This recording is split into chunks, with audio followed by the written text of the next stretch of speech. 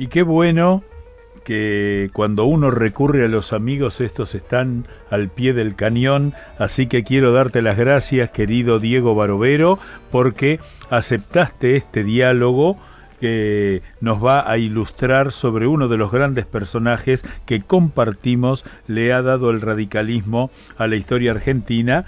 Diego Barovero es el presidente del Instituto Nacional Irigoyeniano, un gran historiador, y quiero felicitarte, Diego, por la nota que salió en el diario La Prensa hace un par de días. ¿Cómo estás, Diego? Hola, Eduardo, buenas noches. Para mí es un placer acompañarte en Buenos Aires Mágica, en la querida radio 2x4. Bueno, quiero que nos digas quién fue Marcelo Torcuato de Alvear. Fue uno de los grandes presidentes de la historia argentina, una figura señera del radicalismo, vos sabés, plenamente lo hemos charlado. Durante muchos años la figura de Alvear fue un poco polémica, a lo mejor no fue tratada con la justicia que merecía la dimensión, no solamente de su personalidad, sino de su propia obra. Con el paso del tiempo, modestamente, y perdón, a lo mejor suena poco modesto, pero hemos hecho algunos, como vos, como yo, hemos hecho cosas para que se vuelva a poner Alvear en el podio de los grandes presidentes argentinos, y particularmente que también la cultura política democrática, la cultura reconozca lo que significó Alvear para el país. Y los propios radicales, que durante muchos años no sé si tenían conciencia cabal de lo que significaba Alvear como presidente de la nación y como líder partidario. Creo que hoy han logrado dimensionarlo y hoy lo tienen en la jerarquía que éste merece. ¿Por qué te parece que es importante recordar a figuras como Alvear, ¿no? Digamos, yendo a un plano más general, después volvemos a él, pero ¿por qué es importante que la historia de alguna manera haga justicia? ¿Por qué nos sirve? En un espejo, nos miramos en esos espejos donde queremos que el espejo nos devuelva la imagen de lo que nosotros quisiéramos o queremos ser. La figura de Alvear nos devuelve las mejores tradiciones, los mejores recuerdos y las mejores virtudes del argentino, del estadista, del político. Hoy que falta ejemplaridad, es muy importante ver en Alvear lo que nosotros fuimos, lo que queremos ser, queremos volver a ser. Entonces creo que eso también es muy inspirador. Bueno, ¿y cuáles fueron las virtudes políticas de Alvear? Un hombre consustanciado con sus principios, con las ideas que abrazó de muy joven. Vos sabés, era muy jovencito, recién egresado como bachiller del Colegio Nacional de Buenos Aires, estudiando Derecho, y ya estaba muy entreverado con la política. Se opuso al juarismo, al unicato del presidente Juárez Celman, y fundó con Ángel Gallardo y con Tomás Le Breton. Los dos después van a ser ministros de su presidencia, brillantes ministros. Fundan la Unión Cívica de la Juventud, que en poquito tiempo va a convocar a los mayores, a don Bartolomé Mitre, a don Bernardo de Irigoyen, a Leandro Alem, los va a sacar casi, digamos, del exilio político, los va a poner otra vez en el gran escenario nacional, y va a surgir la Unión Cívica, que va a ser toda una tradición política para adelante, para la consolidación de un modelo republicano, democrático y progresista.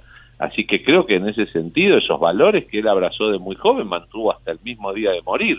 Un hombre que nunca resignó la lucha. Aquellos que lo decían, bueno, era un conservador devenido radical. No, ningún conservador. Era un hombre que luchó por la igualdad de derechos de las mujeres, la ley de derechos civiles, que luchó por la cultura, que se casó con la mujer de la que se enamoró y a la que amaba, que era Regina Pacini, que fue un desafío a los cánones sociales, aristocráticos de la época. Era un sportsman, cultivó los deportes más inesperados. Era un hombre que además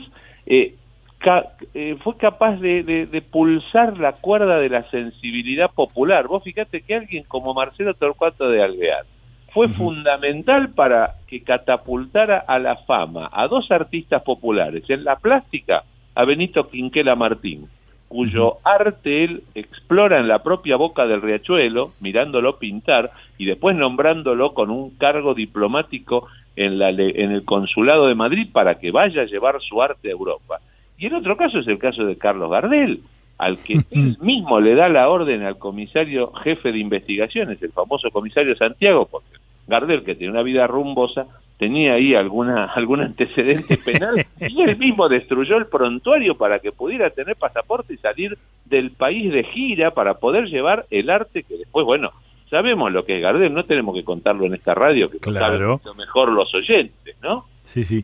Ahí vos sabés que hacés pie en algo que a mí siempre me sorprendió, porque Alvear eligió el camino de sus convicciones, que era elegir el camino de la incomodidad para siempre. Se hizo radical cuando le hubiera convenido ser conservador y eligió a la piba que le gustaba y no la que le convenía. A mí eso me parece que muestra una personalidad con una voluntad que a veces, como bien vos dijiste, no se la toma en cuenta por ese desprecio al aristócrata, ese desprecio al mal llamado oligarca, ¿no? Que me parece que tenemos que replantearnos. Y te digo más, después del golpe del 30, cuando él podría haberse quedado en Europa disfrutando de un dorado exilio, venir acá a la Argentina, y en lugar de convertirse era el niño mimado de las clases altas, pudo haber sido elegido por Uriburu para que fuera presidente cómodamente, sin embargo eligió combatir. Lo proscribieron, lo pusieron preso en la isla Martín García, tuvo que exiliarse. Después, cuando fue candidato a presidente, le hicieron fraude. O sea, luchó contra el poder, luchó contra las estructuras consolidadas reaccionarias. Y cuando el mundo crujió, en los momentos donde se definía claramente dónde estaba cada uno, antes de la Segunda Guerra Mundial, él estuvo claramente del lado de la República Española contra Franco, y del lado de las democracias contra Hitler y contra Mussolini. Esto hay que decirlo, ningún dirigente de primera línea de ese momento tuvo una definición ideológica tan categórica como Alvear. Absolutamente de acuerdo, y te voy a proponer un desafío, que sé que lo vas a tomar enseguida, porque tenemos que corregir en el relato histórico de la historia de Martín García, perdón por la redundancia, en el relato histórico de la isla Martín García, ahí siempre se habla de que fue la prisión de YPF, Irigoyen, Perón, Frondizi, y la omisión de Alvear es algo que hay que así que vamos a hacer alguna acción de esas que nos gusta hacer para que por lo menos digan que es YPF Argentina, ¿no? YPFA. Además, porque en el propio museo de la isla está el inodoro de porcelana que hizo llevar porque no tenía un retrete cuando estuvo detenido allí. Hizo llevar el inodoro para sus necesidades. Un personaje. Y ha quedado en la isla. O sea que no se puede ocultar que Alvear estuvo detenido allí. Pero bueno, a veces esas omisiones tienen alguna segunda intención que con mostrarla es suficiente para vencerla. Por supuesto, hay que hacerla, hay que ponerla, contrastarla con la realidad. Bueno, querido Diego, te agradezco enormemente que a esta hora, un sábado, en un fin de semana largo de descanso, hayas tenido la deferencia de hablar con nosotros. Y bueno, seguiremos haciendo de las nuestras juntos prontamente. Así que disfrutá de tu familia, muchísimas gracias y te mando un gran abrazo que sabés que te quiero mucho. Yo también, Eduardo, te agradezco y te agradezco, por supuesto, a todos los amigos de la 2x4, a disposición cada vez que haga falta. Un abrazo muy grande. Muchísimas gracias.